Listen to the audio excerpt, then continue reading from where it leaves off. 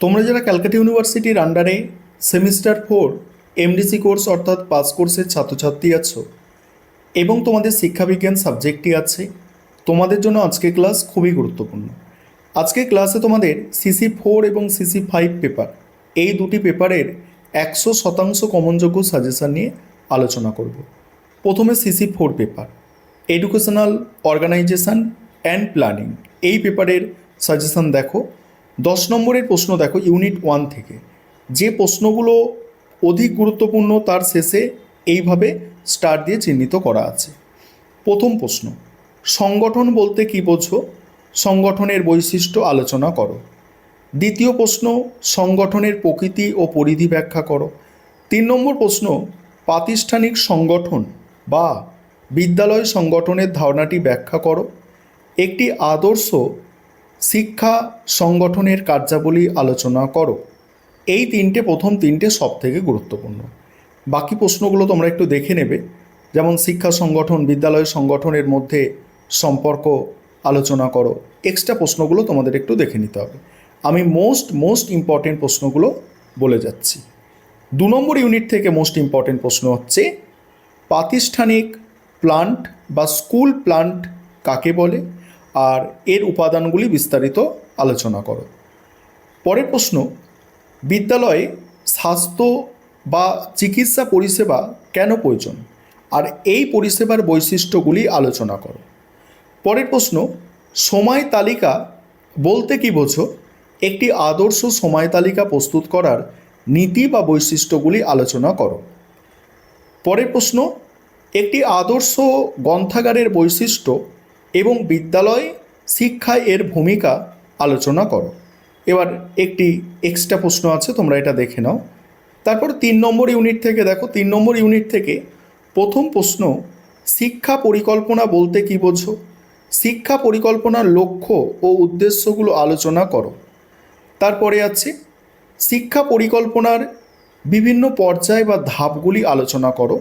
Next, শিক্ষা পরিকল্পনার বিভিন্ন প্রকারভেদগুলি সম্পর্কে বিস্তারিত আলোচনা করো। এখানে প্রথম 3টে প্রশ্ন সব থেকে গুরুত্বপূর্ণ, বাকিগুলো একটু তোমরা দেখে নাও। এবার প্রথম যে পেপার সিসি 4 পেপার, এই পেপার থেকে 5 নম্বরের প্রশ্ন দেখো। এখানে প্রথম ইউনিট 1 থেকে প্রশ্ন থাকছে, সংগঠনের যে কোনো 5টি বৈশিষ্ট্য লেখো। প্রাতিষ্ঠানিক সংগঠনের ধারণা দাও। সংগঠনের প্রকৃতি সংক্ষেপে আলোচনা করো। তারপরেই আছে বিদ্যালয় সংগঠনের প্রয়োজনীয়তাগুলি লেখো। তারপর ইউনিট 2 থেকে একটি সময় তালিকার 5টি বৈশিষ্ট্য বা নীতি লেখো। প্রাতিষ্ঠানিক চিকিৎসা পরিষেবার বৈশিষ্ট্যগুলি লেখো। তারপরে আছে বিদ্যালয় শিক্ষায় গ্রন্থাগারের যে কোনো 5টি বৈশিষ্ট্য বা উপকারিতা লেখো। নেক্সট আছে কর্মশালার সাধারণ বৈশিষ্ট্যগুলি উল্লেখ করো। আর পরীক্ষাগার বলতে কী বোঝো? বিদ্যালয় এর প্রয়োজনীয়তা। 3 নম্বর ইউনিট থেকে দেখো। 3 নম্বর ইউনিট থেকে আছে শিক্ষা পরিকল্পনার পর্যায় বা ধাপগুলি লেখো। শিক্ষা পরিকল্পনার প্রকারভেদগুলি উল্লেখ করো। শিক্ষা পরিকল্পনার তাৎপর্য সংক্ষেপে লেখো। আর হচ্ছে শিক্ষা পরিকল্পনার 5টি উদ্দেশ্য লেখো। এবং এরপরেই তোমাদের আমি সিসি 5 পেপারের সাজেশানটা আলোচনা করছি, দেখে নাও। এবার তোমরা সিসি 5 পেপারের সাজেশান দেখে নাও। তার আগে একটা বিষয় তোমাদের বলার আছে, তোমাদের জন্য অনলাইন কোচিং ক্লাস চলছে, তবে আমাদের সিলেবাস তো কমপ্লিট। তোমরা যারা স্টাডি মেটেরিয়াল পারচেস করতে চাইছো অবশ্যই তোমরা স্ক্রিনে দেওয়া নম্বরে যোগাযোগ করতে পারো।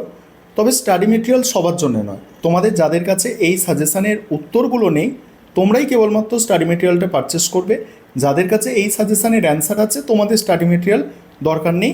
যারা চাইছো এই প্রশ্নগুলোর উত্তর সাজানো গোছানোভাবে থাক এবং তোমাদের কাছে নেই এর অ্যান্সারগুলো, তোমরাই কেবলমাত্র স্টাডি মেটেরিয়াল পারচেস করবে, সবার জন্য নয়। দেখে নাও, এখানে ইউনিট 1 থেকে 10 নম্বরের প্রশ্ন। তবে এখানে যে প্রশ্নগুলো বলছি এগুলো ভালো করে যাবে, এখান থেকেই সব প্রশ্ন তোমরা কমন পাবে। ইউনিট 1 থেকে প্রথম প্রশ্ন আছে, বৈদিক শিক্ষা ব্যবস্থার প্রধান বৈশিষ্ট্যগুলি আলোচনা করো। দ্বিতীয় প্রশ্ন আছে, ব্রাহ্মণ্য ও বৌদ্ধ শিক্ষা ব্যবস্থার তুলনামূলক আলোচনা। পরের প্রশ্ন, ইসলামিক শিক্ষা ব্যবস্থার প্রধান বৈশিষ্ট্য আলোচনা করো। পরের প্রশ্ন, বৌদ্ধ শিক্ষা ব্যবস্থার প্রধান বৈশিষ্ট্য, ব্রাহ্মণ্য শিক্ষা ব্যবস্থার প্রধান বৈশিষ্ট্য। যেগুলো স্টার দিয়ে চিহ্নিত করা আছে এগুলো হচ্ছে অধিক গুরুত্বপূর্ণ। ইউনিট টু থেকে দেখো, উডের ডেসপ্যাচে শিক্ষা সংক্রান্ত সুপারিশগুলি আলোচনা করো। এটিকে কি ভারতীয় শিক্ষার ম্যাগনা আখ্যা দেওয়া হয়? তারপরে হচ্ছে পাশ্চাত্য শিক্ষার দ্বন্দ্ব বলতে কী বোঝো? মেকলে মিনিট বা প্রস্তাবের তাৎপর্য আলোচনা করো। তারপরে হান্টার কমিশনের প্রাথমিক ও মাধ্যমিক শিক্ষা সংক্রান্ত সুপারিশগুলি আলোচনা করো।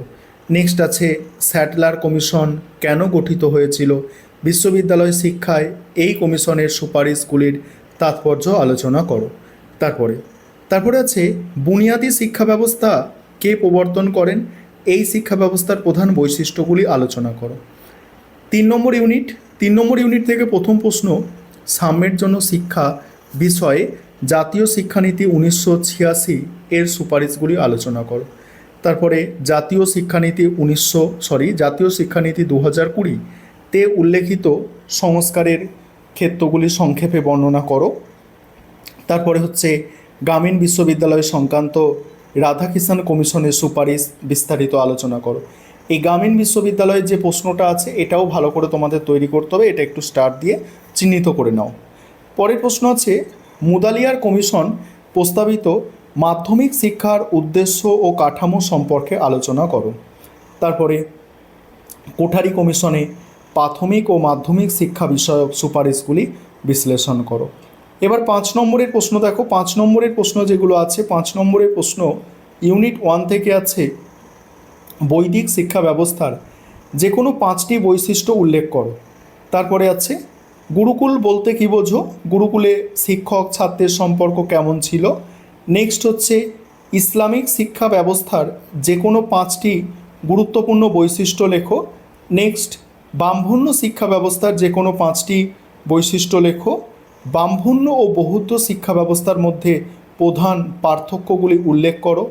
তারপরে ইউনিট 2 থেকে আছে 1813 সালের সনদ আইনের ঐতিহাসিক তাৎপর্য লেখো।